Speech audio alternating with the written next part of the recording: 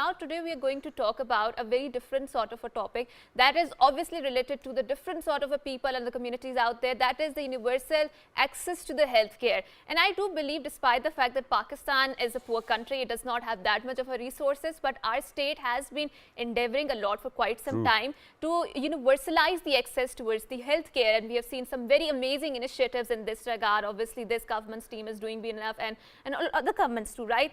So, talking about it, we have seen how the digital technology obviously is transfusing or diffusing into every field, and health is also not immune for that. And we have seen some very good innovations coming out in making sure that the universal healthcare access is there to the masses out there, and especially how the technology plays into that equation. So, we have a wonderful guest in a studio here who is going to talk about it. And before we introduce him, ladies and gentlemen, I met him almost, I think, a month ago. We were at a conference together, and I saw this amazing machine which will check all your vitals. There was this one operator, and I was like, what are we doing with this machine? So the gentleman goes like that, that if you walk into a mall, any shop, anywhere, you go there, this machine is actually going to do a checkup for you, and they'll tell you which physician to go to, whatnot. I was like, yeah, this is a very fascinating idea. Will it always work? So, ladies and gentlemen, he's finally over here with us. We're very lucky that we've been joined by somebody who happens to be Mr. Adnan Siddiqui, happens to be the Chief Executive Officer for EZShifa. Hello, sir. Assalamu alaikum. Good morning. How are you feeling today? Good morning. Good morning. Thank you so much. Thank you very much for having me here I still remember that, that the last time when we had a conversation, you told me that you, flew back from States and you wanted to do something over here. So, we were talking about universal healthcare in Pakistan, which is obviously a challenge. In rural areas specifically, when we talk about whether all sorts of services are available or not, what is EZShifa doing? So, EZShifa is on a mission to solve healthcare problem in Pakistan. And actually, if you look at it, this is not a Pakistan problem, it's a global problem. 1/3 of the global population does not have access to proper healthcare. So, what we are doing is we have a very, very myopic view. We just want to take the cost out of healthcare. So, two numbers that is driving me personally is 150 million people in Pakistan don't have access to healthcare. The second number is not authenticated, but just it's been floating around. 100 million people in Pakistan each year go through financial stress because of the medical bills. True. And in the States, I know 1 million, this is an authenticated number, 1 million people go through bankruptcy each year because of the medical bills. So, medical industry in itself is kind of being a disruptor for the community. And this 100 million people, the money that they're spending is going to a very small segment of society. That's causing a disruption. That's true. And I think if we can distribute this among the people and take the cost out of healthcare, we can solve this problem. And talking about that wonderful machine or the idea that you came across and that is being implemented, so let's talk about, obviously you mentioned about the poverty and how it's disrupting the life across the globe.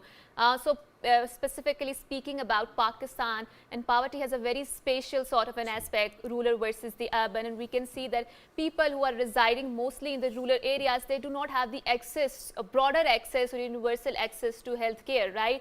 What are you doing to make sure the people who are there in the rural landscapes that they have the access to there? Because I think that they're the marginalized communities, and most of the work should be concentrated there because they're not even aware if they have the disease in the first place. So actually, with that statement, I'm the perfect candidate for your question. Wonderful, go ahead. What is happening is telehealth is coming in. There are 20 other companies working in telehealth. But telehealth only provides help to people, those who have a smartphone or those who have access to internet. We can argue all day long that is 15% of the population, 20% of the population. Still, we are leaving 50% of the population behind, those who don't have, and technology is not doing anything for them. So what we have done is we have transformed the whole segment. And we have shifted the paradigm. We are taking technology to them. Or the healthcare to those people, rather they coming to healthcare. So taking the healthcare to them, taking the cost out of it, and that's how we're going to make it available. We are copying, actually, no genius behind it. We are using the same model that Uber used. Uber came in and solved taxi's problem. Now you don't have to do anything, just hit the button, the taxi comes to your door and you solve. We are doing exactly the same thing. Anybody can purchase our kiosk with very little skills, install it, provide a service and make a decent living. This is the only way we can scale it. Right. I think having said that, it's wonderful. I've seen it for myself as well. But, there's this challenge around it. Now, the challenge is that, that God forbid if you're ill, you really need to, see the doctor, right? A machine cannot do it for you. That's what we feel. Doctor Saab, because we have so many stories to share. Doctor Saab, pata nahi mainu rati neend nahi aaundi, mainu chakkar bhi aunde ne, mainu ultiyan bhi aa jandiyan ne. Right. All those diseases we can come up with without even the doctor asking. We kind of bombard it onto the doctor, and then the doctor has to jot it down for all of us. Right. When we talk about machine learning or machine itself, it's all algorithms. So whatever algorithm goes into it, there's a specific number of diseases it's going to kind of take under consideration. God forbid if there's something else, the machine might not even know. Having an operator is wonderfully well. Having said that, do you think that there are other challenges around it as well? Or do you think that for people to kind of hop onto this, machine diagnosing you or telling you which doctor to go to or the operator, is it that's how it is? So I think we have to look at it two different ways, right? Yeah. We need to, we are focusing on primary care. That's number one. So if you go to your GP right now, or if I go to my GP right now, and if I start having a heart attack, GP can't do anything. Okay. He will call ambulance, right? Right? We are doing exactly the same thing. Our AI module is not doing the diagnosis. Okay. You are always talking to a doctor who is a certified doctor on our payroll. We guide them, we train them. The struggle we are having is we are having to teach them the softer skills that you have to smile when you talk to the patient. That's a bigger problem in our community. Right? You have to be polite to the patient. Yeah. We actually have a very specific line in our MOU that if an operator or somebody in that group is not polite to the patient or the patient's family, and the problem is repeated, we cut off the service. All right. Okay. So this is very, very important for us. Right, wonderful. So talking about that particular machine which you have made and that will make sure that your vitals can be checked out. So and like Shehzad mentioned, it will be placed mostly in the malls.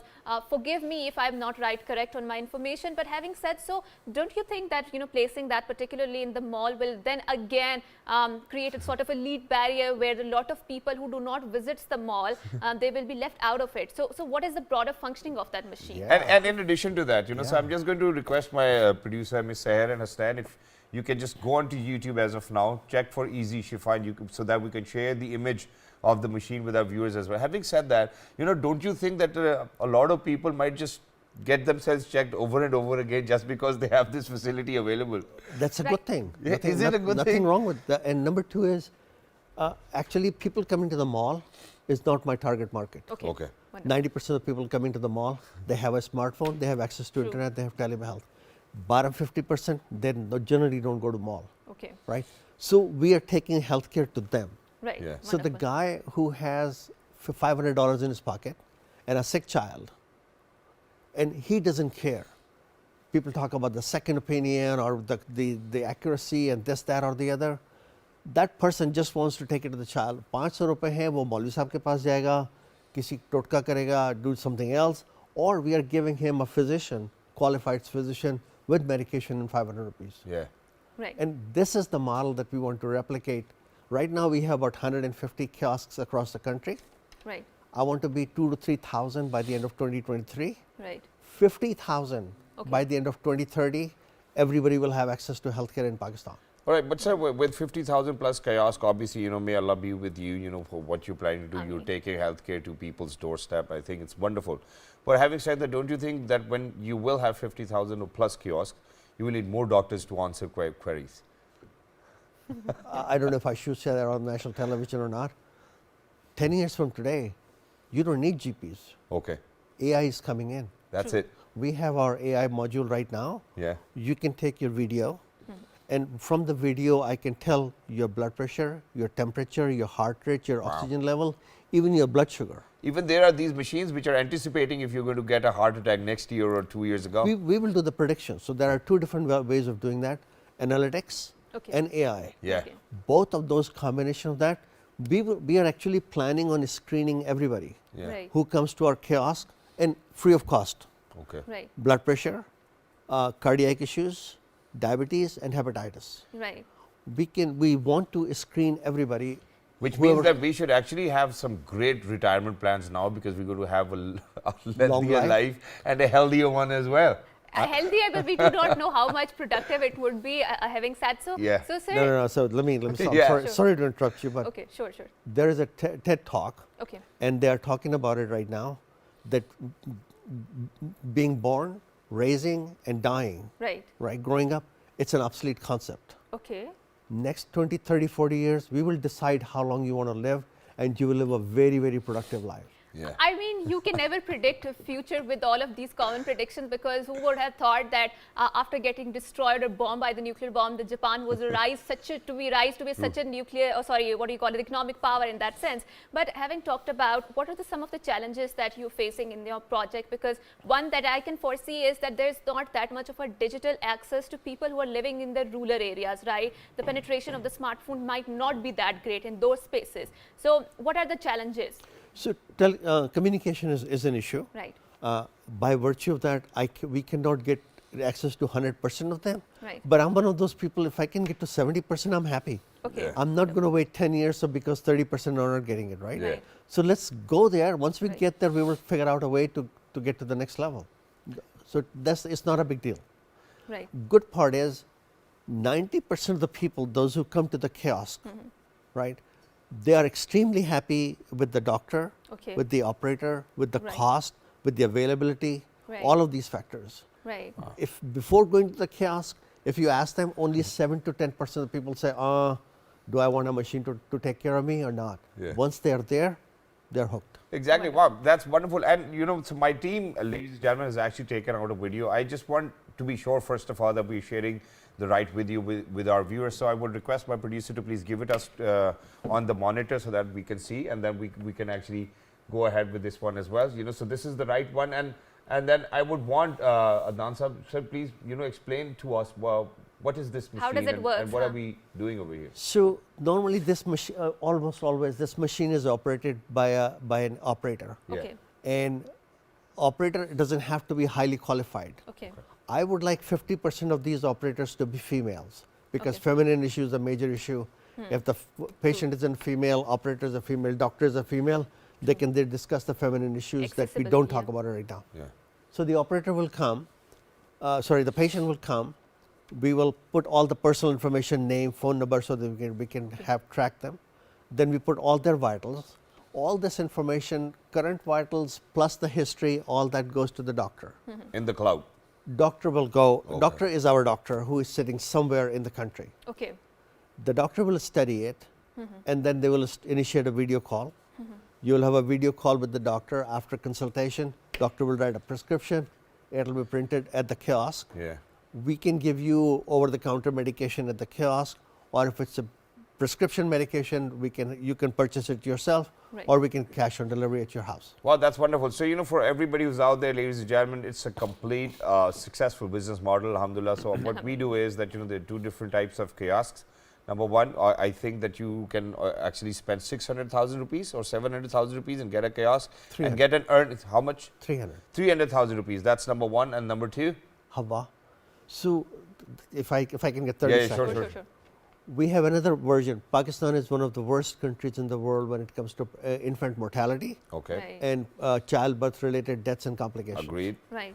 We have developed another similar device. We call it Hawa. Okay. It's only dedicated for pregnancy management. Okay. It is equipped with ultrasound, digital stethoscope. Okay. So we are taking healthcare to them. I think in next 5 to 10 years, we're going to get Pakistan out of this problem. Exactly, but that's not what I'm saying. What I'm trying to say over here is that for people out there, it's a business opportunity as well, and this kiosk can actually earn you somewhere around 50 to 100,000 rupees per month. That too after paying Adnan Siddiqui sahab and his company a little bit of amount too as well. So per kiosk, you will get some amount, and then the person who's actually bought it will get some amount too as well. So ladies and gentlemen, it's a win-win. Number one, you're going to be a healthier being. You certainly don't have to look for doctors, wait in queues. Just go to the kiosk, get your vitals checked up. God forbid if there's something wrong, they will arrange a doctor for you in the first place, number one. Number two, you buy a kiosk, put it somewhere, people come, get themselves checked up, you earn money. I think that's a win-win as well. Well, thank you very much, sir, for being with us. It was lovely to be in conversation with you. And thank you very much for representing EZShifa. I've seen it myself with my own eyes. I think I'm going to thank Dr. Asfar over here as well, because he was the sole reason why I got to see all of such amazing, wonderful people who were out there on that conference as well. Even the President of Islamic Republic of Pakistan was present over there, so it was great. Thank you very much once again. It was lovely to be in conversation. Pleasure. Aja, what do you have to say? Okay, so I feel that that's really great that how technology is diffusing and it's making the universal access to healthcare very easy, and especially for people out there. But I also hope and pray that Pakistan does have access, especially to the rural areas where people do not have access to it, and the digital penetration is not that great. But in the future, I think things are changing and we are going to cover up that areas of that. Having said so, until next time, it's a good boy and good morning.